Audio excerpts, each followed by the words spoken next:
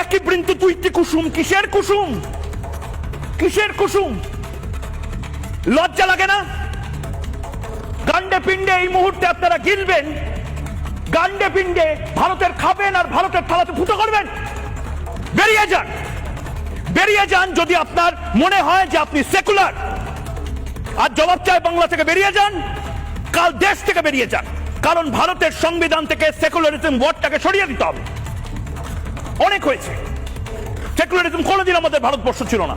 আমাদের ভারতবর্ষ টুকরো হয়েছিল দ্বিজাতি তত্ত্বের ওপর। এই নিকপুষু পানা অনেক বছর হয়েছে। ইন্দিরা গান্ধী শুরু করেছে এই সেকুলারিজম ওয়ার্ড। বন্ধ করুন, বদলে দিন। কিসের সেকুলারিজম? আর কতগুলো বলি হবে সেকুলারিজমের জন্য? সব সেকুলারিজম, সব ধর্ম নিরপেক্ষতার ঠেকা নিয়ে বসে রয়েছে যেন হিন্দুরা। আর অন্য কারোর সেকুলারিজম মেনটেন করার, আর অন্য কারোর সেকুলারিজম বজায় রাখার কোনো ধরনের কোনো ইচ্ছা নেই।